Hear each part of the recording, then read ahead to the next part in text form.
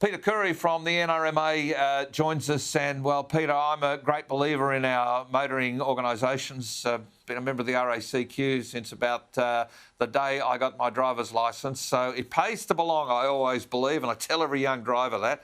You guys have been run off your feet at these COVID testing centres, cars breaking down. Don't people understand that cars need to actually move to recharge the battery?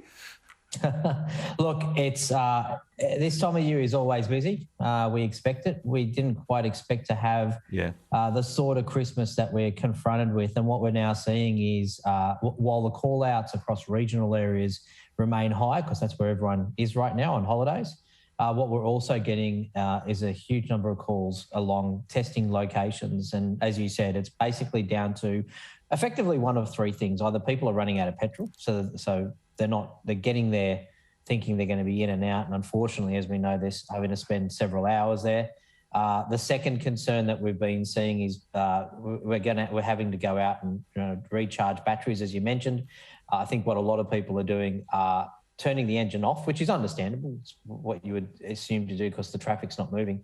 But then they're running the ignition so that they're running the fan, they're running accessories, they're charging their phones. That's drying the battery. And unfortunately, the other thing that we've been seeing a lot of is people who are standing stationary, have got the car on, the engine running, but then overheating the engine because the car's not moving, so there's no oxygen going through the engine. So, look, a lot of those things, let's be honest, people don't normally spend 5 hours in traffic. So, we're there to go and help them. But if you kind of don't do any of those things, you should be okay.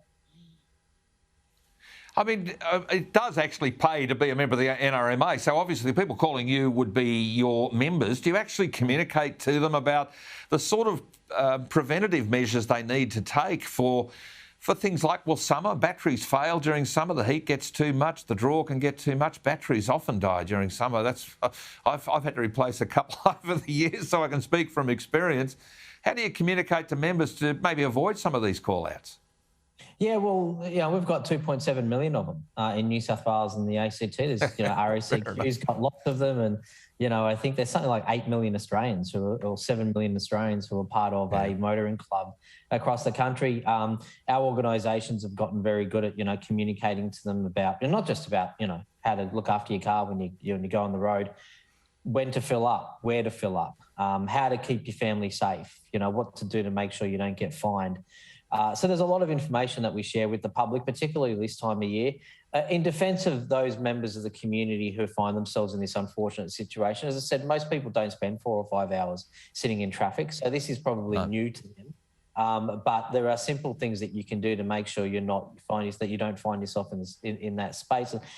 One of the challenges we're having, it's not just the number of calls, but because there's so much traffic in these locations, and because cars are bumper to bumper and not moving, our guys are finding it hard to actually get into the cars to fix them. So we want to stop this from happening before it happens, and that's it's something we've noticed now over the last few days as those queues continue to grow, and hopefully now with some of the measures that have been announced by the federal government and the state governments over the last 24 hours, we'll start to see some of those queues fall off and this become less of an issue. But we could think of nothing worse than lining up for a COVID test with your family for hours and then your car doesn't start. Yeah, no, well, that's why you guys are there. I suppose the one last point, though, is that your breakdown crews, they go into the COVID centrals, into these various locations. Then they've got to go out into the general community. So I guess you've got to have some pretty strong mitigation measures in place to make sure you're not spreading. Yeah, that's right. I mean, as we know, you do everything you possibly can to protect your people. You get vaccinated, safety measures, masks. Yeah. The way we help people at a breakdown is now different under COVID. But there's only so much, as we've seen with this latest variant, there's only so much that you can do. This time of year, our guys are all on deck. They're all working. We make sure we have a roster to cover. We've never had to think about anything, obviously, like this, not since way back. But, we have measures in place to make sure that people can get help when they need it. But, yeah, like any, emergency service outlet, any workforce of people who need to be on the front line, they're obviously exposed, and we're doing everything we can to keep them safe and to keep the members safe as well. No, good on you, Peter. And look, simply to all your crews, all of those working for the NRMA and indeed all of the affiliates around the country, our hats are off to you, because I never want to see you, but I want to know you're there. That's all I know, and it really does pay to belong. Peter, thanks very much for being on the program tonight. Peter Khoury from the NRMA.